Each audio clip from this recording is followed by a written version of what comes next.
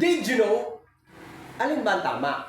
Tinanggap mo si Jesus bilang Panginoon, sariling tagapagligtas? O tinanggap ka ng Diyos dahil kay Jesus para ka maligtas? Sa panahon kaya ngayon ng bagong tipan, nauunawaan ba natin kung ano ang kaligtasan at paano tayo naligtas? Majority, sinasabi ng mga Christian na tinanggap nila si Jesus bilang Panginoon, sariling tagapagligtas. Ang tanong, nauunawaan niyo ba yung kabuuan ng kaligtasan? Sounds good, di ba? Pero may tono ng pagmamalaki kapag hindi mo naunawaan ang kabuuan ng iyong kaligtasan. Na parang sinasabi natin na ang ating kaligtasan o kabuuan ng ating kaligtasan ay nakapaloob lang sa pagtanggap natin kay Kristo bilang Panginoon, sariling tagapagligtas.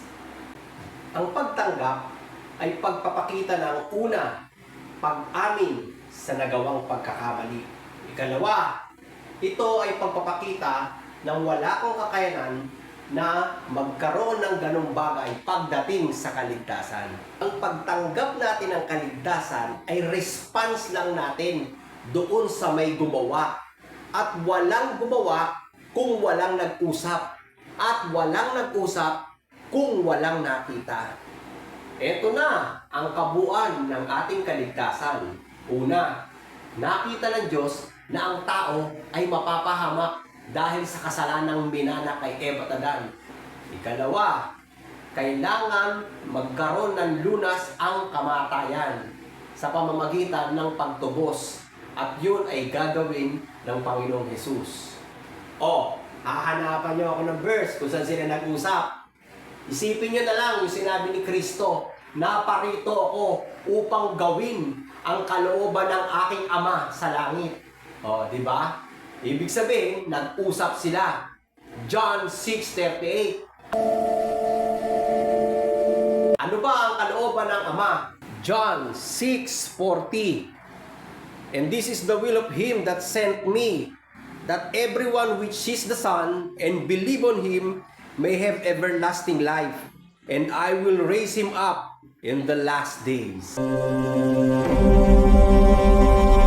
Ikatlo, nagkaroon ng kaganapan sa krus nang mamatay si Kristo para sa pagbubo ng kanyang dugo na matubos ang ating mga kasalanan. At ikaapat, eto na tayo. Tinanggap natin ang alok ni Kristo na kapatawaran sa pamamagitan ng pagtitiwala sa ginawa niya sa krus.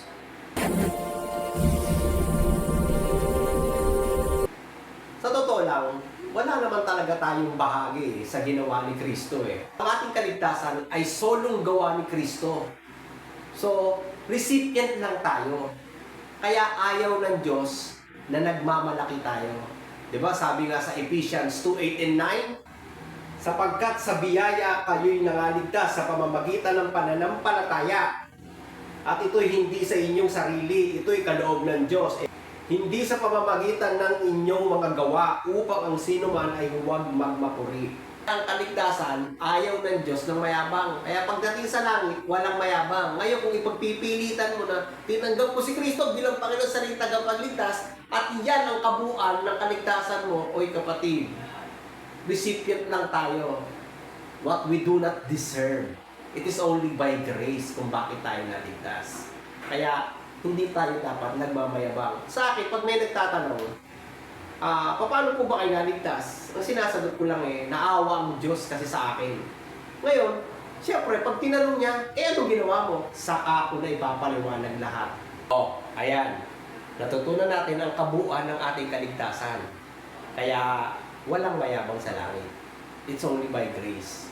We receive what we do not deserve. That's what you call grace. Amen? Yan po yung covenant ng Diyos. At ang Diyos ang may covenant. Hindi po tayo. Recipient lang po tayo.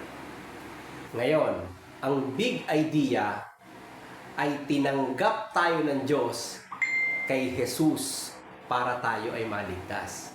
At ang response natin ay tinanggap natin ng Panginoon ang biyaya ng kaligtasan. Kaya tayo naligtas. We are Carrito. Did you know?